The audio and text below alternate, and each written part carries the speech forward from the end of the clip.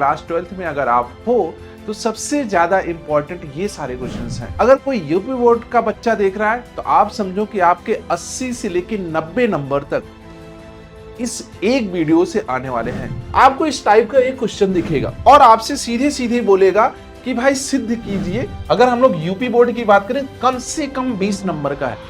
Hello प्यारे बच्चों, कैसे हो? आई होप आप सब अच्छे होंगे और अपनी पढ़ाई लिखाई अच्छे से कर रहे होंगे। आज हम लोग क्लास 12th के मोस्ट इंपॉर्टेंट क्वेश्चंस करने वाले हैं। ठीक है, ये जो 30 क्वेश्चंस हैं, जितने भी बच्चे देख रहे हैं, जो भी कैमरे के उस सामने बच्चे उधर बैठे हैं, जो भी इस वीडियो को देख रहे हैं, क्लास 12th में अगर आप हो तो सबसे ज्यादा इंपॉर्टेंट ये सारे क्वेश्चंस हैं।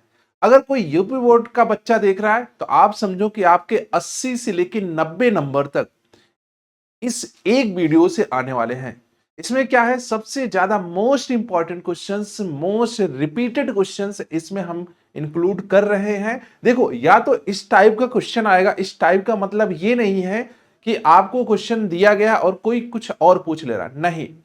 बस नंबर्स चेंज हो सकते हैं। 2 की जगह 3 हो सकता है, 3 की जगह कुछ और हो सकता है, 4 हो सकता है, 5 हो सकता है, बट क्वेश्चन इस वीडियो से बाहर नहीं जाने वाला है। ठीक है, तो इस पूरे लेक्चर को आप इंपॉर्टेंट समझ के पूरे ध्यान से देखना और एक एक चीज नोट करना। ठीक है, एक एक क्वेश्चंस नोट करना। जो मुझसे बच्चे पढ़े हैं उनको पता है ये सब के सब जो यहाँ पे क्वेश्चंस आपको दिखेंगे, सब के सब क्वेश्चंस क्लास में कराए गए। ठीक है, जो कोई बच्चा नया पहली बार मुझे देख रहा है तो इन क्वेश्चंस को आप जरूर लिख लीजिएगा कॉपी में और इनको बनाने की कोशिश करिएगा। ठीक है, चाहे आप यूपी बोर्ड के हो, चाहे बिहार बोर्ड के हो, किसी अदर बोर्ड्स के भी अगर आप बालक हो तो आप सभी को पता है कॉमर्स वाला UP and Bihar board channel पर लाइव क्लासेस चल रही हैं।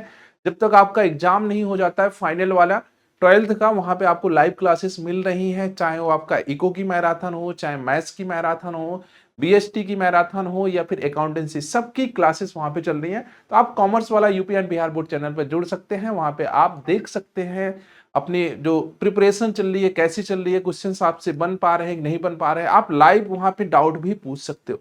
ठीक है बेटा, तो सेशन को हम लोग स्टार्ट करते हैं एक एक करके। आपको पता है क्लास 12th के जो मैथ्स होते हैं, मैथ्स में आपको एक भी नंबर प्रैक्टिकल के नहीं होते, मतलब स्कूल से आपको एक भी नंबर नहीं मिलना है। तो अगर आप स्कूल में झगड़ा वगड़ा किए हो तो टीचर से कोई टेंशन नहीं है, क्योंकि टीचर वहां पे आपका नंबर नहीं काटने वाला है। ठीक है, क्योंकि यहाँ पे 100 नंबर पूरे के पूरे आपको बाहर से मिलने वाले हैं। जो भी आप कॉपी में लिखोगे वहीं से आपको मिलेंगे। ठीक है, पूरा का पूरा 100 मार्क्स का पेपर होने वाला है। और ये क्या है, सेशन मोस्ट इंपॉर्टेंट क्वेश्चंस का सेशन है। मतलब कि आपको सभी चैप्टर से, ठीक है, जैसे पहला चैप्टर है उससे 3-4 क्वेश्चन देंगे, आप बना के चले जाना। ठीक है, विश्वास करना, बना के चले जाना, उससे पेपर बाहर नहीं आएगा। ठीक है, इतना तो बता ही सकते हैं आप। अब बात करते हैं हम लोग पहले चैप्टर की, संबंध और फलन। जैसे ही आप क्लास 12th की एनसीईआरटी खोलोगे उसमें पहला चैप्टर क्या दिखता है, relation and function. Relation and functions के क्वेश्चन सबसे ज्यादा क्या पूछे जाते हैं, आपको इस टाइप का एक क्वेश्चन दिखेगा। ठीक है, इस टाइप का एक क्वेश्चन आपको दिखेगा और आपसे सीधे सीधे बोलेगा कि भाई सिद्ध कीजिए, सिद्ध कीजिए कि क्या वास्तविक संख्याओं के समुच्चय पर, क्या वास्तविक संख्याओं के समुच्चय पर ये जो रिलेशन है ये स्वतुल्य, सममित या संक्रामक है कि नहीं है। ठीक है, ये आपसे पूछेगा। ये 3 चीज पूछ रहा है, स्वतुल्य, सममित या संक्रामक है। और इंग्लिश में भी आप देखोगे ऊपर आपको दिख जाएगा इंग्लिश वर्जन भी इसका, तो टेंशन नहीं लेना है। आप किसी भी बोर्ड के हो, हिंदी इंग्लिश सब चलेगा। यहां पे रिफ्लेक्सिव, सिमेट्रिक एंड ट्रांजिटिव। ठीक है, ट्रांजिटिव ये आपसे पूछा जाता है। ठीक है, मैं क्वेश्चन सॉल्व नहीं करा रहा हूं, आपको पहले से ही पता है कि आप ये वीडियो एक्चुअली में ना आपका 20-25 मिनट का होने वाला है, क्योंकि इसमें इंपॉर्टेंट क्वेश्चन है। अगर मैं सॉल्व कराना शुरू करूंगा तो 1.5-2 घंटे के हो जाएंगे, तो आपको अभी इंपॉर्टेंट क्वेश्चन से ही चाहिए। ठीक है, क्योंकि आप सारी थ्योरी, सारे क्वेश्चंस पहले से बना रखे हो, तो बस आपको प्रैक्टिस करनी है। तो आप खुद से प्रैक्टिस करिएगा, कमेंट करके जरूर बताइएगा कि आपका कितना आ रहा है। अगर कोई क्वेश्चन फंसता है, कोई क्वेश्चन आपसे नहीं बन रहा है, तो आप जरूर कमेंट करके बताइएगा कि सर ये वाला क्वेश्चन नहीं बन रहा है, तो उसको हम लोग बाद में कवर कर लेंगे किसी वीडियो में। ठीक है, तो बात करते हैं यहां पे हम लोग रिफ्लेक्सिव, रिफ्लेक्सिव। ठीक है, इसको हिंदी में क्या बोलते हैं, स्वतुल्य। ठीक है, रिफ्लेक्सिव, सिमेट्रिक, इसको क्या बोलते हैं, सममित। देन हम लोग बात करें अगर ट्रांजिटिव की, किसकी बात करते हैं बेटा? ट्रांजिटिव की। इसको क्या बोलते हैं? संक्रामक। ठीक है, इसको क्या बोलेंगे? संक्रामक। अगर इन तीनों को कंबाइन कर ले, तीनों को कंबाइन करने का मतलब है कि तीनों कंडीशन एक साथ फॉलो हो रही हैं, तो इसी को हम लोग क्या बोलते हैं? Equivalence relation. क्या बोलते हैं? Equivalence relation. ठीक है, इक्विवेलेंस रिलेशन बोलते हैं। डन है यहां तक? अब देखो, मैं इस पर्टिकुलर क्वेश्चन को नहीं करा रहा हूं, मैं आपको बेसिक समझा रहा हूं। ठीक है, हो सकता है यहां पे A less than R equal to B square है, हो सकता है बी क्यूब पूछ ले। ठीक है, तो मैं ये क्वेश्चन करा के चला जाऊंगा तो बी क्यूब आएगा तो आप फंस जाओगे। इस वजह से मैं क्या करा रहा हूं, आपको रिफ्लेक्सिव सिमेट्रिक ट्रांजिटिव की बेसिक मीनिंग समझा रहा हूं, जिससे अगर क्वेश्चन में थोड़ा सा भी चेंज होगा तो आप वहां पे बना पाओगे। ठीक है, अगर हम लोग बात करें सुतुल्य का, सुतुल्य का मतलब है कि जो भी नंबर सेट में दिए गए, जो भी नंबर सेट में दिए गए हैं, उनका रिलेशन खुद का खुद के साथ होना चाहिए, खुद का खुद के साथ होना चाहिए। जैसे अगर मान लेते हैं कोई सेट ए है जिसमें ए बी सी तीन एलिमेंट्स हैं, तो अगर हम लोग इस वाले रिलेशन को देख रहे हैं स्वतुल्य के लिए, तो स्वतुल्य के लिए रिलेशन क्या होना चाहिए भाई? ये जरूरी है, ए कॉमा ए होना चाहिए, बी कॉमा बी होना चाहिए एंड सी कॉमा सी होना चाहिए। देन उसके बाद कोई नंबर होगा तो चलेगा, अगर नहीं है तो यही आइडेंटिटी रिलेशन हो जाएगा, तत्समक संबंध हो जाएगा, बट कोई नंबर है तो चल जाएगा। ठीक है, बट ये होने चाहिए, ये मस्ट है। ठीक है, ये क्या कहलाएगा? आपका स्वतुल्य वाली कंडीशन कहलाएगी। ठीक है, अगर दूसरे की बात करें सममित के लिए रिलेशन क्या होता है, जैसे अगर कहीं ए कॉमा बी है तो जस्ट इसका उल्टा भी होना जरूरी है। ठीक है, तो ये क्या कहलाता है? सम्मित कहलाता है। ये क्या कहलाता है? सम्मित कहलाता है। अगर हम लोग ट्रांजिटिव की बात करें तो कोई ऐसा रिलेशन है जिसमें ए कॉमा बी है, बी कॉमा सी है, देन ए कॉमा सी भी होना जरूरी है। ठीक है, तो ये आपका क्या कहलाता है? ट्रांजिटिव। और तीनों एक साथ होते हैं तो उस रिलेशन को हम लोग क्या बोलते हैं? इक्विवेलेंस रिलेशन बोलते हैं। अगर नहीं है, इन तीनों में से कोई एक कंडीशन फॉलो नहीं हो रही, तो हम लोग उसको इक्विवेलेंस रिलेशन नहीं बोले। डन है, ये बात समझ में आ गई? बाकी क्वेश्चंस आप अटेंड कर लेना, आपको सारी चीजें पता है, इसमें कुछ ऐसा नहीं है कि जो पहली बार आप देख रहे हो। ठीक है, आते हैं सेकंड क्वेश्चन पर। सेकंड क्वेश्चन देखो, रिलेशन एंड फंक्शन में यही एक क्वेश्चन इंपॉर्टेंट है जो पूछा जाता है। बस यहां पे जैसे A less than R equal to B square है, A less than R equal to, यहां पे बी का क्यूब हो सकता है, less than R equal to B हो सकता है, ध्यान रखना। ठीक है, अब आते हैं हम लोग इस पे। ये किसका है? आईटीएफ का क्वेश्चन है, इनवर्स ट्रिग्नोमेट्रिक फंक्शंस का क्वेश्चन है। इसमें क्या पूछा गया भाई? tan इनवर्स 1/2, tan इनवर्स 2/11 को हमें ये प्रूव करना है। अब देखो, इसको सॉल्व करने के अलग अलग तरीके होते हैं, मैं सभी तरीके यहां पे नहीं बता रहा हूं। बस एक चीज ध्यान रखना, सबसे आसान तरीका क्या होगा इसका?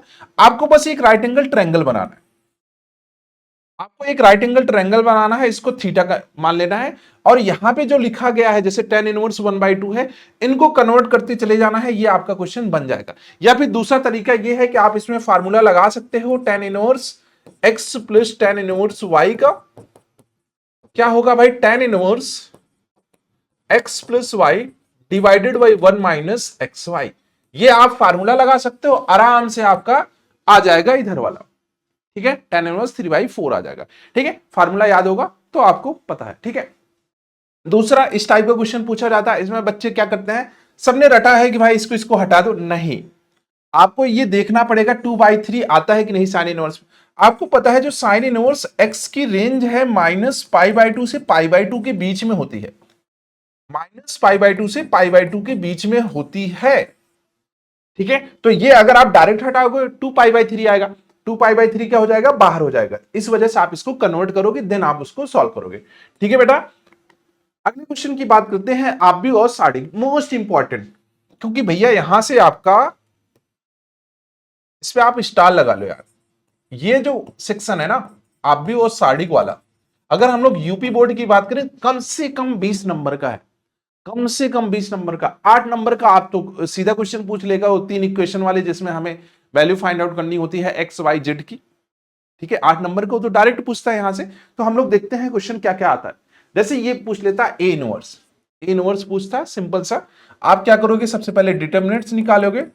अब ये मैं नहीं बता रहा हूं कि कैसे निकालोगे, आप सभी को पता है कैसे निकाला जाता है। अगर हम लोग बात करें यहाँ पे ए इनवर्स का फार्मूला क्या होता है?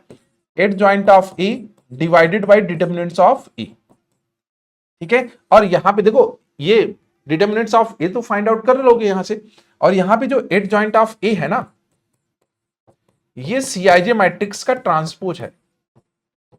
Cij मैट्रिक्स का ट्रांसपोज है। ठीक है, आसान है, 2x2 का यहाँ पे मैट्रिक्स दे रखा है, आप बिल्कुल बना सकते हो, कोई दिक्कत नहीं है।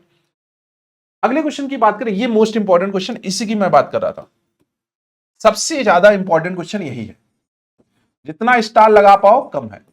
ये आप समझ के चलो कि ये फिक्स है क्वेश्चन, ये आना ही आना है, इसमें इफ बट वाला केस नहीं है कि सर आएगा कि नहीं आएगा, इसको आपको बनाना आना चाहिए। 3 इक्वेशन है हमारे पास, 3 इक्वेशन है, और यहां से हमें क्या करना है, x की वैल्यू फाइंड आउट करनी है, y की वैल्यू फाइंड आउट करनी है, x की वैल्यू फाइंड आउट करनी है, x की, y की और z की। और इसकी खासियत क्या है ना, इस क्वेश्चन की खासियत क्या है, जब आपके पास x y z की वैल्यू आ जाएगी तो आप इसको किसी भी एक इक्वेशन में, जिस भी इक्वेशन में आपका मन करे उसमें रख दो, आपका अगर सेटिस्फाई हो जा रहा है तो इसका मतलब आपका आंसर सही है। इसका मतलब कि इसमें दोनों चीजें हैं, एक तो आप सॉल्व कर रहे हो, पहले से पता है कि ये वाला क्वेश्चन आने वाला है तो आप इसको सॉल्व करके जाओगे, ठीक है, और दूसरी चीज ये है कि आपको कंफर्मेशन भी मिल रहा है कि आपका आंसर सही आ रहा है कि नहीं आ रहा है, मतलब कि 8 नंबर पूरे के पूरे फिक्स हैं। आप इनकी वैल्यू यहां पे रखोगे, आपको तुरंत पता चल जाएगा कि ये सेटिस्फाई कर रहा है कि नहीं कर रहा है। ठीक है, चलो, और ये आपका आता है दूसरा वाला क्वेश्चन, मतलब कि देखो ये तो फिक्स है, हाँ ये तो फिक्स है। अब इसमें क्या है ना, ये आपका कभी 5 नंबर में पूछ लेता है, कभी 3 नंबर में, जैसे छोटा क्वेश्चन हुआ तो 2 नंबर में पूछ लिया, थोड़ा सा बड़ा हुआ तो 5 नंबर में पूछ लिया, और बाकी एक क्वेश्चन तो ये आपका फिक्स है, ये 8 नंबर का।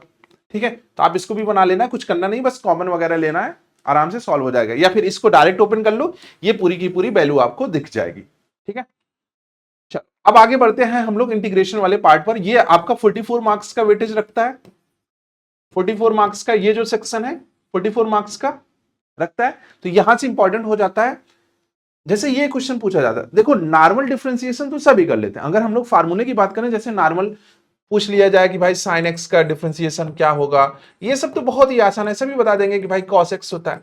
बट इस टाइप के क्वेश्चन से नहीं पूछे जाते, इस टाइप के क्वेश्चन से नहीं पूछे जाते। जैसे ये वाला क्वेश्चन है, ये पूछा जाएगा आपसे, क्या पूछा, चलो मैं इसको सॉल्व भी कर देता हूं। ठीक है, यहां पे y इज इक्वल टू क्या है, या फिर F X is equal to क्या गिवन है बेटा, साइन है, कॉस है, और यहां पे एक्स स्क्वायर है। कैसे सॉल्व करोगे, देखो यहां पे कई सारे डिफरेंशिएशन करने हैं आपको। सबसे पहले आप क्या लिखोगे, यहां पे F dash x, F dash x को ही हम लोग dy ओवर dx बोलते हैं, इसको हम लोग dy ओवर dx बोलते हैं। देखो सबसे पहले आपको यहां पे क्या दिख रहा है, जैसे मैं सॉल्व कर रहा हूं वैसे ही आपको सॉल्व करना है। यहां पे सबसे पहले आपको क्या दिख रहा है, साइन, क्या दिखा, साइन। साइन का डिफरेंशिएशन क्या होता है बच्चे, साइन का डिफरेंशिएशन क्या होता है, कॉस होता है, तो आप यहां पे कॉस लगाओ।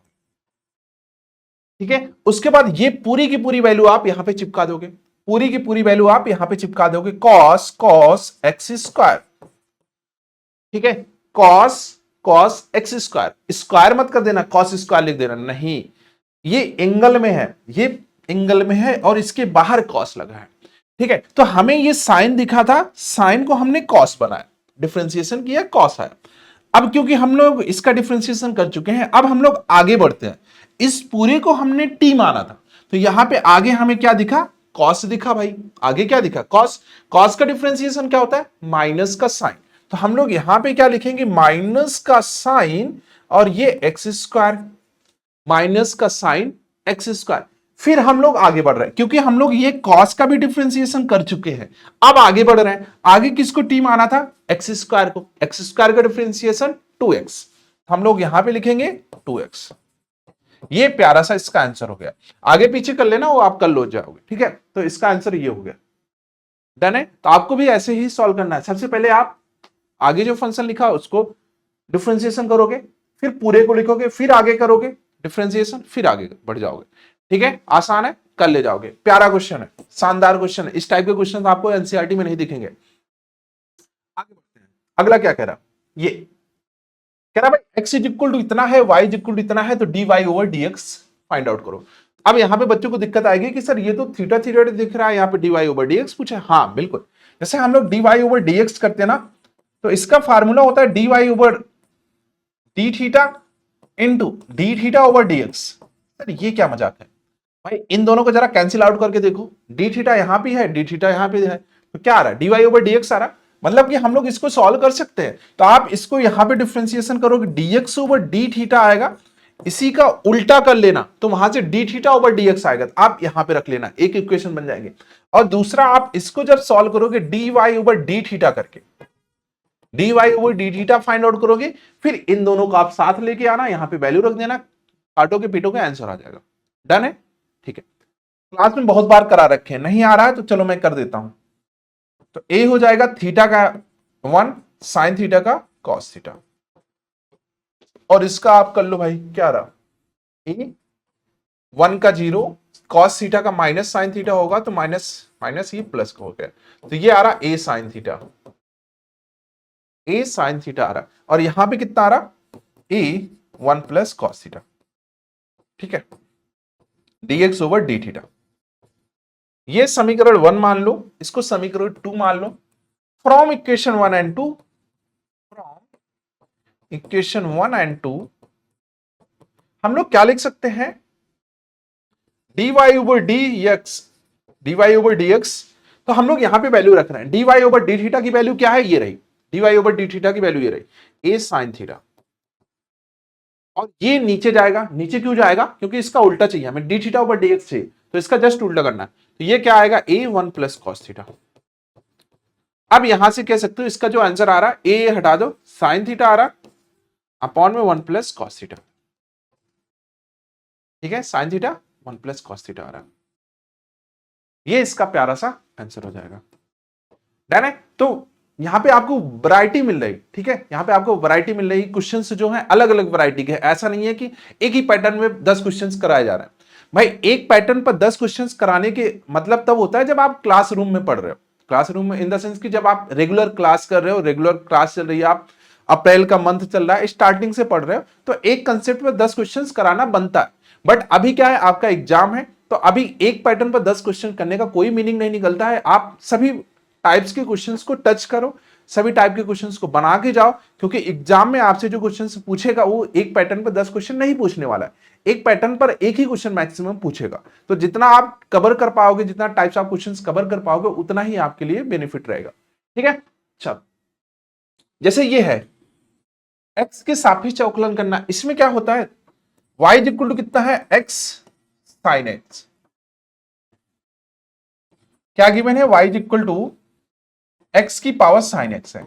अब इसको कैसे सॉल्व करोगे, देखो इसमें क्या होता है ना, बोथ साइड हम लोग लॉग लेते हैं, बोथ साइड हम लोग लॉग लेते हैं, बोथ साइड लॉग लेते हैं, तो ये क्या हो जाएगा, log y हो जाएगा, और ये क्या हो जाएगा, log x की पावर sin x। यहां पे हम लोग क्या करेंगे, प्रॉपर्टी लगाएंगे, तो ये क्या हो जाएगा, ये तो log y ही रहेगा, और ये आपका sin x बाहर आ जाएगा प्रॉपर्टी से, sin x log x। क्या इसको मैं आगे सॉल्व कराऊंगा, नहीं, यहां से आप खुद करोगे और कमेंट करके बताओगे, ये आपका होमवर्क है, यहां से बेटा कमेंट करके बताओगे। ठीक है, वीडियो के नीचे कमेंट करोगे और बताओगे कितना आंसर आ रहा है, कुछ नहीं करना है, अब डिफरेंशिएशन करना है, log y का differentiation 1 upon y into d Y over d x, और यहां पे आपको क्या लगाना है, चेन रूल लगाना है, प्रोडक्ट रूल लगाना है, कुछ भी समझो। दो फंक्शन दिख रहे हैं, fx दिख रहा है आपको, और यहां पे gx दिख रहा है, दो फंक्शंस दिख रहे हैं आपको, चेन रूल प्रोडक्ट रूल जो समझ में आए लगा दो। मैं यहां पे लिखवा भी देता हूं रूल कौन सा लग रहा है, नहीं तो कहो सर आपने बताया नहीं। ठीक है बालक, एक फंक्शन का डिफरेंशिएशन करोगे, प्लस दूसरा फंक्शन लिखोगे आप, gx को बाहर कर लो, and D over dx of fx। ठीक है, डन है यहां तक, चलो आगे बढ़ते हैं। निरंतर वर्धमान है, ये क्वेश्चन पूछा जाता है, अभी इसमें वर्धमान पूछा है, किसी में डिक्रीजिंग पूछेगा, ह्रासमान पूछेगा। ठीक है, तो हमारे पास fx है 2x क्यूब है, माइनस का 3x स्क्वायर है, माइनस का 36x है, प्लस 7 है। तो हम लोग क्या करेंगे, dy ओवर dx निकालेंगे, ग्रेटर देन 0 निकालेंगे, and dy over dx less than 0। अगर ये आ रहा इंक्रीजिंग फंक्शन है और ये आ रहा तो डिक्रीजिंग है, आप चेक कर लो। ठीक है, यहां तक आगे, ये मोस्ट इंपॉर्टेंट क्वेश्चन है, ये आपका पूछा ही पूछा जाएगा। ठीक है, देखो ये आप सॉल्व करके बताना, सॉल्व करके बनाना, बढ़िया क्वेश्चन है। सिद्ध कीजिए कि दिए गए तिर्यक ऊंचाई वाले अधिकतम आयतन के शंकु का अर्ध शीर्ष कोण tan इनवर्स रूट 2 है। ये मैंने कराया भी है, ये मॉडल पेपर देखोगे आप यूपी एंड बिहार का, शायद यूपी या फिर बिहार का होगा मॉडल पेपर, उसमें मैं करा रखा हूँ। वाईटी पे है, ऐसा नहीं है कि सिर्फ पेड बच्चे देख सकते हैं, वाईटी पे आप देख लेना, वहां पे कराया। इसी बहाने आप पढ़ भी लोगे थोड़ा सा। ये मॉडल पेपर कराया 2026, ठीक है, उसमें कराया ये वाला क्वेश्चन, ठीक है, इंपॉर्टेंट है। इस टाइप के क्वेश्चन आपसे पूछे जाते हैं, और ये लगभग आप ऐसे समझ के चलो कि 60-70% बच्चों को नहीं आता है, ठीक है, वो इस टाइप के क्वेश्चन छोड़ के चले जाते हैं, उनको समझ में नहीं आता कि इसमें करना क्या, ठीक है। तो tan इनवर्स रूट 2 आपको प्रूव करना है, अर्ध शीर्ष कोण tan इनवर्स रूट 2 होता है, क्लियर है। अब आते हैं हम लोग समाकलन पे। समाकलन में क्या होगा, इस टाइप के क्वेश्चन आपको देखेंगे। इसमें क्या करना होगा, जो ये 1 + tan x दिख रहा है, इसको t मान लो, इसको t मान लो, ये ऊपर वाला गायब हो जाएगा, फिर 1/fx का डिफरेंशिएशन कर लेना, वहां 1/t का इंटीग्रेशन करोगे, log t आएगा, तो ये log 1 + tan x आ जाएगा, तो वहां से आंसर हो जाएगा, ठीक है। आगे बढ़े हम लोग, अगला क्वेश्चन। यहां पे क्या है, ये आंशिक भिन्न वाला है, आंशिक भिन्न, ठीक है। सभी वैरायटी के क्वेश्चंस यहाँ पे टच किए गए हैं, ऐसा नहीं है कि एक ही वैरायटी के अलग अलग क्वेश्चंस है, सभी वैरायटी यहाँ पे टच की गई है। अगर आप इस सेशन को देख रहे हो, अच्छे से सभी क्वेश्चंस लिख रहे हो, प्रैक्टिस कर रहे हो, तो पूरा आपका क्लास 12 कंप्लीट हो जाएगा, ठीक है। क्वेश्चंस की प्रैक्टिस भी हो जाएगी और आप अच्छा स्कोर कर पाओगे। ये कौन सा फंक्शन है, e⁻x sin x आइलेट, भूले तो नहीं हो, ये यही कह रहा है, ठीक है, कह रहा है मुझे भाई भूल तो नहीं गए, आइलेट लगाओ इसमें। फर्स्ट इंटू सेकेंड का इंटीग्रेशन, क्या रूल होता है भाई, फर्स्ट इंटू सेकेंड का integration minus integration of d/dx of first function into integration of second function पूरे का इंटीग्रेशन, यही तो रूल होता है। अगर हमारे पास दो फंक्शन है, फर्स्ट इंटू सेकेंड, ये दो फंक्शन है, और किसके अकॉर्डिंग मानते हैं, आइलेट के अकॉर्डिंग मानते हैं, आप रख लो, आइलेट के अकॉर्डिंग चले जाओ, रख लो, आराम से पूरा क्वेश्चन सॉल्व हो जाएगा, क्लियर है। ये वाला क्वेश्चन, अब इसमें क्या ना है, अलग अलग क्वेश्चन पूछे जाता है, जैसे अभी sin x दिख रहा है, sin x cos x दिख रहा है, आपको tan cot में भी दिखेगा, sec cosec में भी दिखेगा, सबका रूल एक ही है, आंसर कितना आता है π/4, आंसर कितना आता है π/4, ठीक है। कौन सी प्रॉपर्टी लगती है,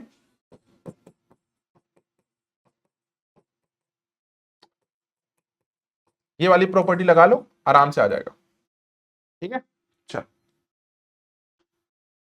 एरिया फाइंड आउट करना है, एरिया अंडर द कर्व से क्वेश्चन है, क्या ये बताने की जरूरत है, नहीं सर, नहीं बताने की जरूरत है, एरिया अंडर द कर्व। आप इलिप्स बना लो, इलिप्स बना लो, ये पॉइंट आपको दे रखा है कितना, ये a की वैल्यू होगी और ये b की वैल्यू होगी, भाई a स्क्वायर होगा ये b, तो a की वैल्यू कितनी 4, b की वैल्यू कितनी 3, तो ये कितना होगा 4,0, ये कितना होगा -4,0, ये कितना होगा 3,0, ये कितना होगा -3,0। एक का इंटीग्रेशन कर लो, इसी का ये आप a1 मान लो, तो जो रिक्वायर्ड एरिया है, जो रिक्वायर्ड एरिया है, a इक्वल टू कितना हो जाएगा 4 टाइम्स ऑफ a1, ठीक है। आप a1 निकालो, यहां से 0 से लेके 4 तक इंटीग्रेशन कर लो, अगर x एक्सिस पे ले रहे हो, या फिर 0 से 3 ले लो y एक्सिस पे, तो वहां से आ जाएगा, ठीक है। अवकल समीकरण, नेक्स्ट चैप्टर क्या है, अवकल समीकरण। इसमें क्या है, ये बहुत ही प्यारा क्वेश्चन पूछा जाता है 1 नंबर का, ठीक है, तो मैंने इसको भी कवर कर लिया। 1 नंबर का बहुत ही प्यारा क्वेश्चन पूछा जाता है, क्या आपको बताना है इसमें कोटि और घात बताओ, ठीक है, कोटि और आपको घात बताना है, ऑर्डर एंड डिग्री बतानी है, तो आप कमेंट करके बताओगे इसका ऑर्डर कितना है और डिग्री कितनी है, ठीक है, आप ये कमेंट करके बताओगे, कमेंट सेक्शन में आपको इसका आंसर करना है, ठीक है। अगला क्या है भाई, समघातीय अवकल समीकरण, नहीं, y इक्वल टू vx मान लो, y इक्वल टू vx मान लो, आपका सॉल्व हो जाएगा, यहां पे पुट कर दो। तो हम लोग क्या करते हैं, dy/dx इज इक्वल टू क्या लिखते हैं, v प्लस x dv/dx, ये रख के आप सॉल्व कर देना यहां पे, डन है। नेक्स्ट लीनियर इक्वेशन, सेम वही है, अलग अलग टाइप के हैं, तो ये आपका लीनियर वाला है, रैखिक अवकल कौन सा है, जैसे dy/dx होता है प्लस पी वाई होता है इज इक्वल टू क्यू होता है, एक तो ये होता है, दूसरा dx ओवर dy होता है प्लस का px होता है और यहां पे q होता है। इसके लिए क्या होता है, जहां p एंड q x के फंक्शन है, यहां पे क्या होता है, जहां p एंड q y के फंक्शन है। हाँ, इसी में पूछा जाता है इंटीग्रेटिंग फैक्टर, इसी में बेटा इंटीग्रेटिंग फैक्टर पूछा जाता है IF। इसके लिए क्या होता है, पी डी एक्स होता है और इसके लिए integrating factor P D Y होता है। ध्यान रखना, ध्यान नहीं आता, बना ले जाओगे, आराम से बना ले जाओगे। आगे सदिश और त्रिविमीय ज्यामिति, ये भी बहुत ही इंपॉर्टेंट है, ये वेक्टर अलजेब्रा, यहां से भी क्वेश्चन पूछा जाता है। डिस्टेंस बिटवीन टू लाइंस, जो 3D वाली लाइंस होती है उसमें दो पूछे जाते हैं। ठीक है, दो सदिशों के बीच का कोण, यहाँ पे आपको इन दोनों के बीच का कोण बताना है। दो वेक्टर अगर हमारे पास दिए गए हैं तो कौन सा फार्मूला लगता है, A vector dot B vector upon में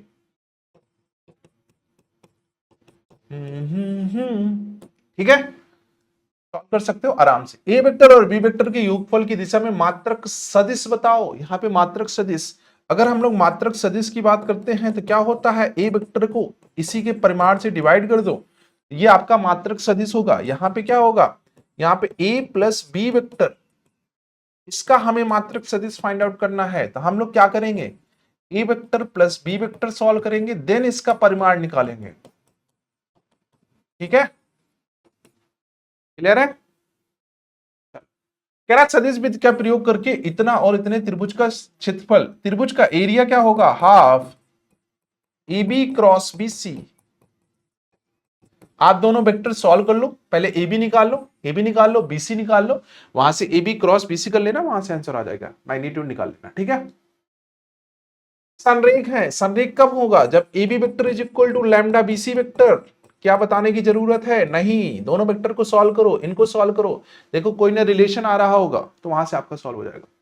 फिर आप समांतर खंड फलक का आयतन ज्ञात कीजिए जिसके आयतन भुजा इतनी इतनी है। आपको ये क्या करना है भाई, ये आपके पास तीन वेक्टर दे रखे हैं, यहां से आपको क्या करना है, क्षेत्रफल निकालना है। निकाल पाओगे, बिल्कुल निकाल पाओगे।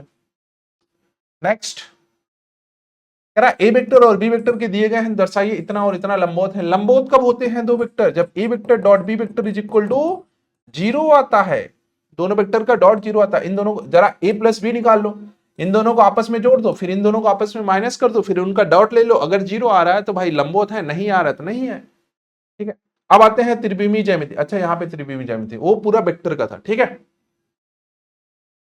ये एक्स वाई और जेड अक्षों के साथ क्रमशः ये, तो इनके दिक कोसाइन ज्ञात कीजिए। दिक कोसाइन क्या होते हैं, अगर हम लोग बीसीएस की बात करते हैं तो cos alpha, cos beta and cos gamma.